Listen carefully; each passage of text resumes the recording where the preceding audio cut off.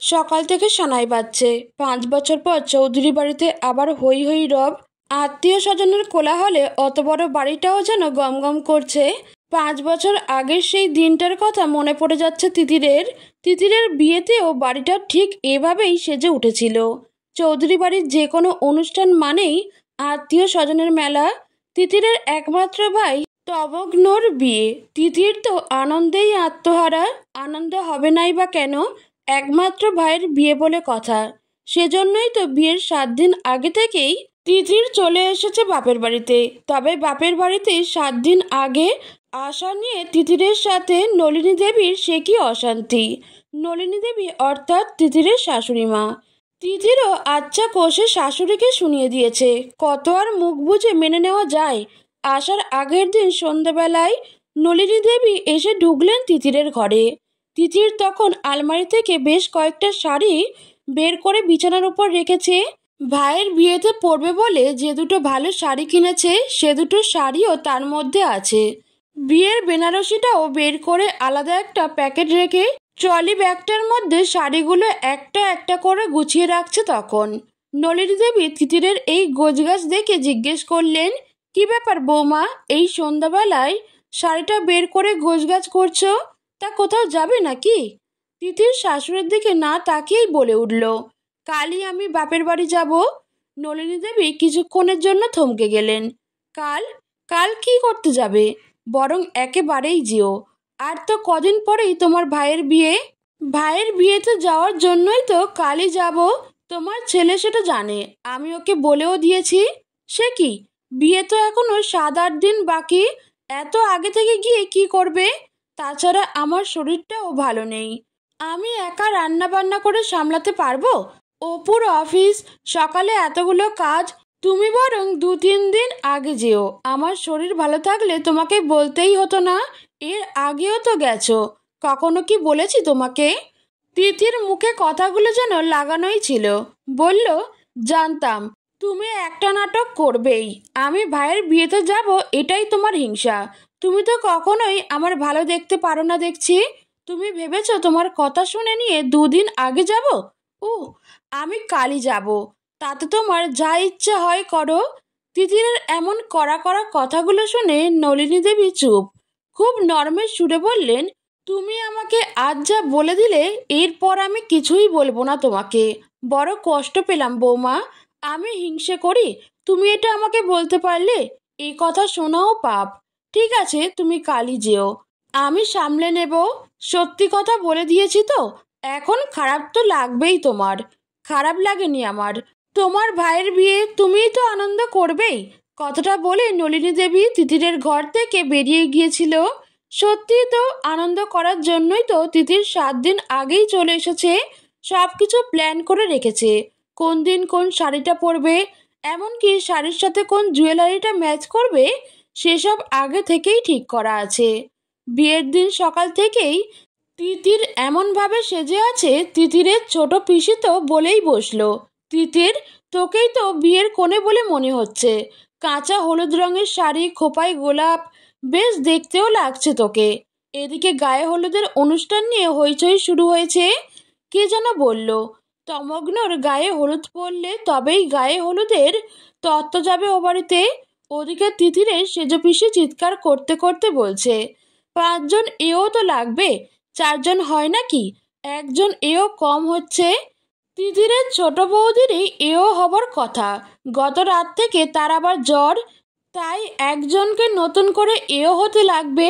তিতির পাশেই ছিল, তাই কথাটা তিতিরের কানে যেতেই তিতির মাকে ডেকে বলে, কাউকে না পেলে আমি আছি মা, আমি বরং এও হব। তিতিরের এমন প্রস্তাবে তিতিরের মা অর্থাৎ তুলিকা দেবী অনীহা প্রকাশ করে বললেন, তুই? মনে হচ্ছে তোকে শুভ কাজে লাগবে না। তিতির তখনও ভাবতে পারেনি নিজের মা এমন কথা বলবে। অবাক হয়ে তিতির জিজ্ঞেস করে, কেন? আমি আবার কি দোষ করলাম মা? দোষ কিছুই না। তোর তো এখনো বাচ্চা কাচ্চা হয়নি। আর এটা শুভ কাজ তো, বন্ধা নারীদের সব জায়গায় কাজে আসে না। আচ্ছা একটু দাঁড়া, তোর সেজো পিসিকে আগে জিজ্ঞেস করে নেই। এই ব্যাপারে তোর সেজো পিসি বিধান দিতে পারবে। তিতির মাকে বাধা দিয়ে বলে, থাক মা, দরকার নেই আর জিজ্ঞেস করার। তুমি নিজে যখন বলেছ তখন আর অন্য কাউকে জিজ্ঞেস করার দরকার কি? বরং অন্য কাউকে দেখো। তাছাড়া এও হলে আমি আর আনন্দ করব কখন? আমাকে কত ছবি তুলতে হবে। সরো সরো, আমি আর একটু ভালো করে সেজে নিই ততক্ষণে। কথাগুলো বলেই মাকে কিছু বুঝতে না দিয়েই তিতির দৌড়ে চলে আসে চিলেকোঠার ঠাকুর ঘরে। এক মুহূর্তে তিতিরের সব আনন্দ যেন মাটি হয়ে যায় মায়ের কথায়। বাপের বাড়িতে আসার পর থেকে নিজের পিসি মাসি আত্মীয় স্বজন কেউ তো বলতে বাকি রাখেনি। সবার একটাই কথা, কেন বাচ্চা হয়নি, কবে আর হবে? তিতির সকলের ব্যঙ্গ কথাকে হাসি মুখেই উড়িয়ে দিতে পারলেও এক্ষেত্রে আর পারেনি। শেষ পর্যন্ত নিজের মাও বলে বসলো, মেয়েরা যখন গভীরভাবে দুঃখ পায় তখন সব থেকে বড় আশ্রয়স্থল হলো তার নিজের মা। তিতিরের দু চোখ জলে ভেসে যাচ্ছে। বিয়ে হয়ে গেলে নিজের মাও কেমন যেন পর হয়ে যায়। তিতির সেটা খুব ভালোভাবেই বুঝে যায়। ঠাকুর ঘরে মা কালীর মূর্তির সামনে বসে তিতির কাঁদতে কাঁদতে বলে, সহ্য করার মতো শক্তি শুধু দিও মা। 3 দিন হলো তিতির বাড়ি ফিরেছে। মনের ভিতর এক অসহ্য যন্ত্রণা বয়ে বেড়াচ্ছে তিতির। সত্যিই তো, বাচ্চা না হলে মেয়েদের কত কথা শুনতে হয়। ভীষণ মন খারাপ তিতিরের। তিতির সে কথা কাকেই বা বলে বোঝাবে, যেখানে নিজের মাও বলতে ছাড়লো না। তিতির ভাবে, সত্যিই তো, নিজের মায়ের সাথে শাশুড়ি মায়ের কত তফাৎ। নিজের প্রতি বিরাট একটা খারাপ লাগা কাজ করতে থাকে। ভাইয়ের বিয়েতে বাপের বাড়ি যাওয়া নিয়ে কত খারাপ কথা শাশুড়িকে শুনিয়ে দিয়েছিল তিতির। অথচ দেখো, 5 বছরের বিবাহিত জীবনে তিতিরের শাশুড়ি নলিনী দেবী তিতিরকে একটা দিনের জন্য অভিযোগ করেনি বাচ্চা কেন হয়নি বলে। বরং পাড়া প্রতিবেশী আত্মীয় স্বজন কেউ যখন নলিনী দেবীকে জিজ্ঞেস করেছে তখন তাদেরকে আচ্ছা কষে শুনিয়ে দিয়েছেন নলিনী দেবী। এক প্রতিবেশিনীকে তো মুখের উপর বলেই দিয়েছেন, এটা কি গাছের ফল নাকি যে যখন খুশি পেরে নেবে, সময় হলেই হবে। এ নিয়ে কথা বলতে এসো না কখনো। অথচ নিজের মা ভাবলেই চোখে জল এসে যাচ্ছে তিতিরের। এদিকে তিতিরের শাশুড়ি নলিনী দেবী বুঝে গেছেন তিতিরের কিছু একটা হয়েছেই। বাপের বাড়ি থেকে ফেরার পর থেকেই তিতিরকে কখনো এমন গোমরা মুখ করে থাকতে দেখেনি। নলিনী দেবী ভাবতে থাকেন, নিজে থেকে কি জিজ্ঞেস করবেন একবার, যদি আবার কথা শুনিয়ে দেয়। তারপর ভাবে, বললে বলবে, বৌমা তো পর নয়। হাসি খুশি থাকা মেয়েটা এমন চুপচাপ থাকলে হয় কি? সব সংসারেই তো ঝামেলা অশান্তি হয়, তা বলে কি এতদিন ধরে রাগ পুষে রাখবে? দুপুরে খাওয়া দাওয়া সেরে একটু সাহস নিয়েই নলিনী দেবী আসেন তিতিরের ঘরে। মৃদু সুরে বলেন, বৌমা, একটা কথা জিজ্ঞেস করার জন্যই তোমার ঘরে এসেছি। তুমি কি সেদিন থেকেই আমার উপর রাগ করে আছো? বাপের বাড়ি থেকে ফিরে তুমি মুখ ভার করে রেখেছ। সব সংসারেই তো অশান্তি হয় বলো, তাই বলে কি রাগ করে থাকবে? আমিও তো তোমার একজন মা। নলিনী দেবীর এমন কথা শুনে তিতির যেন নিজেকে ধরে রাখতে পারে না। শাশুড়িকে জড়িয়ে ধরে কেঁদে ফেলে তিতির। নলিনী দেবী তিতিরের এহেন কান্নার কারণ কিছুই বুঝে উঠতে পারে না। কান্না ভেজানো গলায় তিতির বলে, আমি সত্যিই খারাপ একটা মেয়ে, তাই না মা? প্লিজ আমাকে ক্ষমা করে দিও। ক্ষমা? কিসের ক্ষমা? আর কে বলেছে তুমি খারাপ? আমি যে অনেক খারাপ কথা বলেছি তোমাকে, তুমি ক্ষমা করবে তো আমাকে? কি যে বলে বৌমা, মায়ের কাছে আবার কিসের ক্ষমা? তোমার মা আর আমি কি আলাদা হলাম? মায়েরা কখনো আলাদা হয়? নলিনী দেবীর এমন কথা শুনে তিতির ফুপিয়ে কেঁদে ওঠে আরো। চোখ ভরা জল নিয়ে বলে, তোমার মতো মা যে সবাই হতে পারে না। যদি পারতো তাহলে আমার নিজের মা কখনোই আমাকে বন্ধা বলে অচ্যুতের চোখে দেখতো না। আমি আর কখনো বাপের বাড়ি যাব না। তুমি আমাকে কখনো দূরে সরিয়ে দিও না। নলিনী দেবী বুকে টেনে নিয়ে বলেন, পাগল মেয়ে, কেন দূরে সরাবো? মায়ের ওপর রাগ করতে নেই। আচ্ছা মা, আমি যদি মা হতে না পারি আমি কি অচ্যুত? কে বলেছে তুমি অচ্যুত? যশোদা তো কৃষ্ণকে গর্ভে ধারণ করেনি, তবুও তো যশোদা মা। তাই চিন্তা করো না, তুমিও মা হবে, তুমিও মাতৃত্বের স্বাদ পাবে। এখনকার দিনে দাঁড়িয়ে তুমি এসব নিয়ে ভাবছো? ঈশ্বরে ভরসা রাখো বৌমা। কথায় বলে, যে সয় সে রয়। চোখ মোচো, একদিন সব ভালো হবে, দেখে নিও। আমাকে কখনো দূরে সরিয়ে দিও না মা। কথাগুলো বলেই নলিনী দেবীর বুকে মুখ গুজে দেয় তিতির। 5 বছর পরের ঘটনা। তিতিরের এখন সুখের সংসার। কে বলেছে পর আপন হয় না? আত্মার টানে মানুষ কি সুন্দরভাবে একে অপরকে নিবিড়ভাবে আপন করে নেয়। কিছু কিছু মানুষের মধ্যে অতিরিক্ত ভালো গুণ দিয়ে ঈশ্বর পৃথিবীতে পাঠান। নলিনী দেবীও তার ব্যতিক্রম নন। তা না হলে সংসারকে এমন একটা স্ত্রী দিয়ে বাঁধতে পারতেন কি? ভালো মানুষের সংস্পর্শে থাকলে অন্য মানুষটাও খুব সহজেই ভালো হয়ে ওঠে। কে বলবে তিতির নলিনী দেবীর ছেলের বউ? অপরিচিত কেউ যদি দেখে বলবে মা আর মেয়ে যেন। তিতির আজ নলিনী দেবীর কাছে আবদার করেছিল ফুলকো লুচি আর ছোলার ডাল খাবে। নলিনী দেবী তিতিরের পছন্দের খাবারটাই বানিয়েছে। একসাথে সকলেই বসেছে খেতে। ডিনার টেবিলেই তখন কথাটা তুললেন নলিনী দেবী। বললেন, অপু আর বৌমা তোমরা দুজনেই আছো। দেখতে দেখতে তো সময় কিন্তু হয়েই এলো। হাতে আছে আর মাত্র 1টা মাস। আমার দাদু ভাইয়ের অন্নপ্রাশন বলে কথা।